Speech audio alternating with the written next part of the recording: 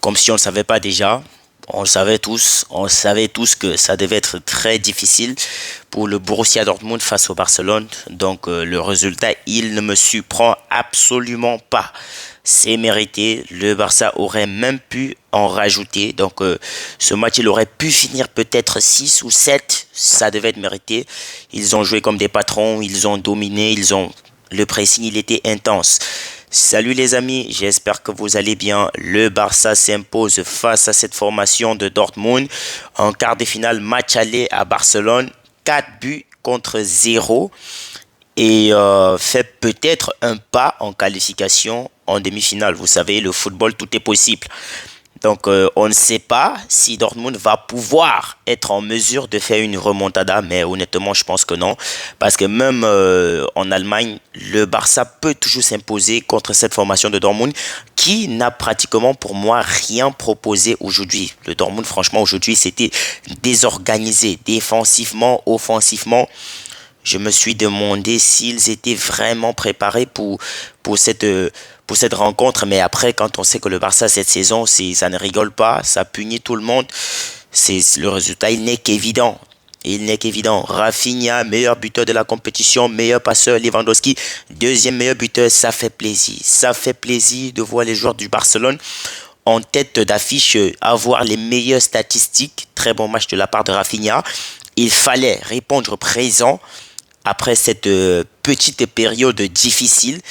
Et c'est ce que Rafinha il a fait. C'est l'homme des grands rendez-vous à Barcelone. C'est lui. C'est lui. Et j'étais convaincu que Rafinha, il devait être décisif ce soir. Et ça a été le cas. Un but, deux passes décisives. Magnifique. Magnifique. Et je crois même Rafinha, il a battu le record de Messi. Hein. Vous savez, cette saison, Rafinha, il est impliqué sur 19 buts en Ligue des Champions. Le record, il est détenu par Lionel Messi en 2011-2012, si je dis pas de bêtises, je pense. Donc, Rafinha, coup de chapeau, franchement. C'est vrai que le but que Rafinha, il met, normalement, c'est le but de Koubarsi. Là, Rafinha, c'est un but de renard de surface. Ça, c'est vraiment un gars qui est là pour s'imposer.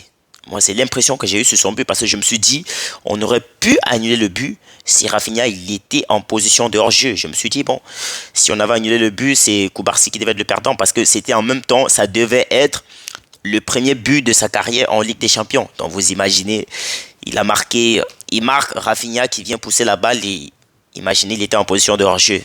Donc, ça devait être une petite déception, mais le résultat, il ne devait pas changer grand-chose parce que je savais que cette équipe du Barça devrait s'imposer largement face à cette formation du Borussia Dortmund parce que offensivement, c'était une catastrophe. Dortmund, il proposait absolument rien. Donc, quand je regarde quand je regarde la composition du Barça, je vous l'ai fait part en journée dans la précédente vidéo. Je savais déjà les 11 entrants qui devaient être là. Donc, en fait, pas que je savais.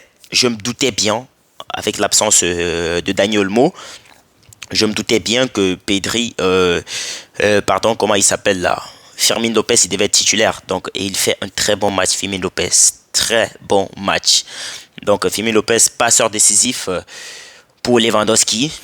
Rafinha, double passeur, passeur pour Yamal et passeur pour Lewandowski lui aussi. Donc là, franchement, ce match, il était magnifique. Il y avait tout pour être heureux dans ce match.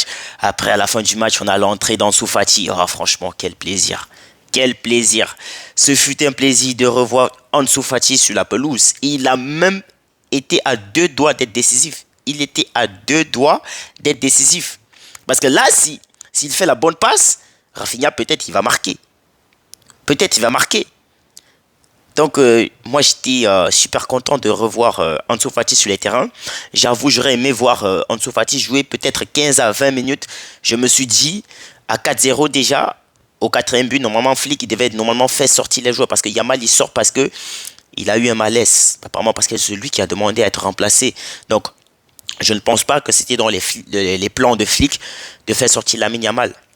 Il a demandé le remplacement, étant donné que Ferran Torres était déjà rentré à la place de Lewandowski.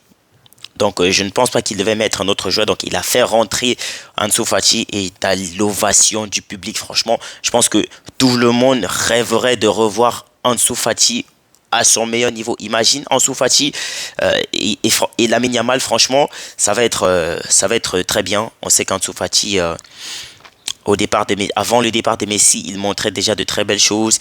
Il fut le plus jeune buteur de la Ligue des Champions. Franchement, il avait réalisé déjà beaucoup d'espoirs. Le peuple catalan entendait beaucoup de lui. Beaucoup de lui. Donc, c'est malheureusement cette blessure face au Betis Séville, je ne peux pas l'oublier, qui a gâché sa carrière en général. Donc, ce fut un plaisir de revoir Ansu Fati et j'espère que il va gagner beaucoup d'autres minutes sur les terrains parce que je sais que c'est un joueur qui a beaucoup du potentiel. C'est vrai qu'il joue avec un peu de la peur parce que là, franchement, j'ai l'impression il est même traumatisé par les blessures en quelque sorte. Donc, Ansu Fati, c'était un plaisir de le revoir sur les terrains. Pedri aussi, comme tous les jours, masterclass et tout, franchement. Les interceptions, les passes, franchement, les passes à casser des lignes, Pedri, il fait tout. Il fait tout. Mais ce soir, je crois que c'est Lewandowski qui est homme du match. Oui, après son doublé, franchement, c'est mérité. C'est mérité. Il a mis 2 buts d'attaquant parce que là, le premier but, je crois, c'est le but, la passe de Rafinha. Là, il fallait répondre présent. Et le gars, il était pile poil au bon endroit. Donc, Lewandowski, il a mis aujourd'hui des buts d'attaquant. Il doit savoir se positionner et tout. Donc, à 36 ans, Lewandowski, il est deuxième meilleur buteur de la Ligue des Champions. C'est incroyable. C'est incroyable. C'est franchement à féliciter. C'est à féliciter. C'est vrai qu'il est en fin de carrière, mais il propose quand même encore des bons trucs. Aujourd'hui, franchement, Lewandowski, il fait un très bon match lui aussi dans son ensemble. Rafinha, c'est l'homme des grands rendez-vous, les amis. Je vous l'ai déjà dit. C'est l'homme des grands rendez-vous. Il fallait répondre présent. Et Rafinha, il a fait. Il a répondu présent. Lamine Yamal, bon. Lui, c'est beaucoup trop facile. C'est beaucoup trop facile pour lui. Vous savez, il a le ballon, il s'amuse, il regarde, passement de jambes et tout. Franchement, les passes à casser des lignes, les longs ballons, les trivelas et tout. Franchement, Lamine Yamal, c'est incroyable. Hein. C'est incroyable. Et après, il a marqué lui aussi. Hein. C'est lui qui marque le 4e but pour le Barça. Magnifique. C'est une passe de quoi? De Rafinha. Une récupération de Lewandowski. Passe de Rafinha. Yamal but. Le gardien, il a même pas bougé. Il a même pas pris la peine de bouger parce qu'il savait que c'était quasiment foutu. Après, c'était prévisible.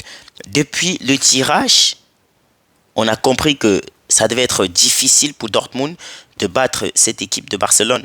Alors, défensivement, les gars, ils ont répondu présent. J'ai admiré l'entrée d'Araujo parce que Araujo, là, il te fait un double blocage.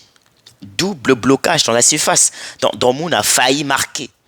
Mais heureusement pour le Barça, Araujo, il était présent à tous les coups. Le gars, il n'a rien lâché.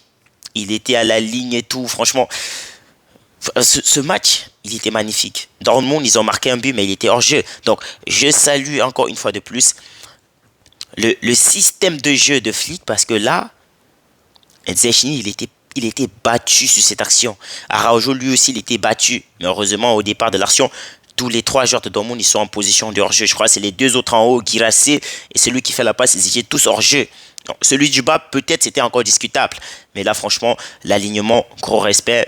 Il n'y avait rien d'autre à faire. Il n'y avait vraiment rien d'autre à faire. Dortmund, en fait, on ne peut pas les en vouloir parce qu'ils ne pouvaient pas faire plus. Ils ne pouvaient pas faire plus. Je pense que déjà, finir le match à 4-0, c'était même déjà un exploit parce que là, on attendait plus. Non, on attendait tellement. Il y a eu trop de mésententes offensivement avec l'effectif du Barça. Parce que là, je me dis, un Barça, normalement, qui rigole pas, ils t'en mettent 7 dans ce match. Tu peux prendre plus. Donc, Dortmund, je crois qu'ils ont même fait beaucoup. Donc, le retour la semaine prochaine, mardi prochain, au Signal Iduna Park. On ne sait pas comment ça va se passer, mais je pense que même là aussi, le Barça peut s'imposer et le Barça va s'imposer.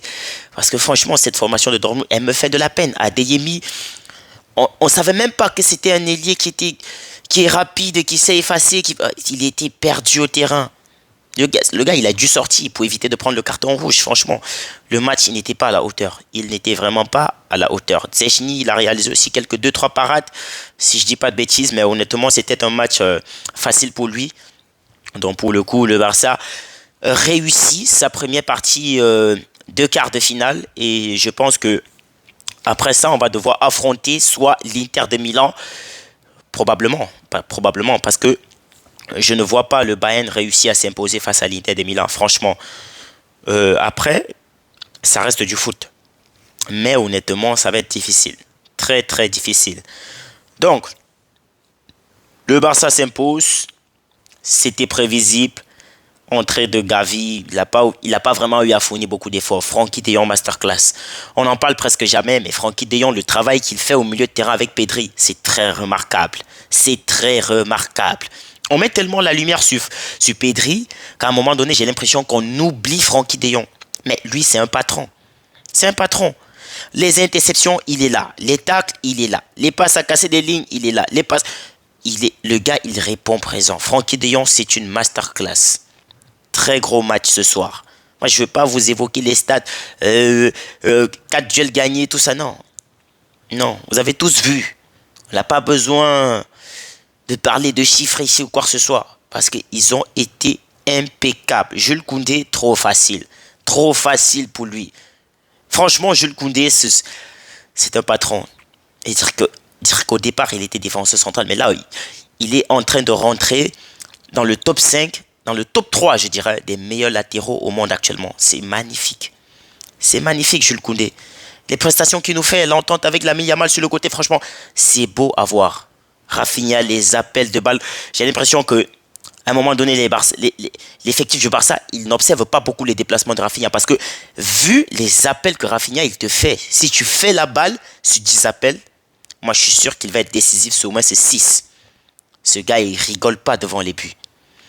Donc, les amis, on va s'arrêter ici. On se retrouve peut-être demain ou après-demain pour l'avant-match face à Leganés. Ça va être dur. Ce match, il me fait peur. Carrément. Donc, prenez soin de vous, les amis. La paix sur vous. Et on se dit à très bientôt.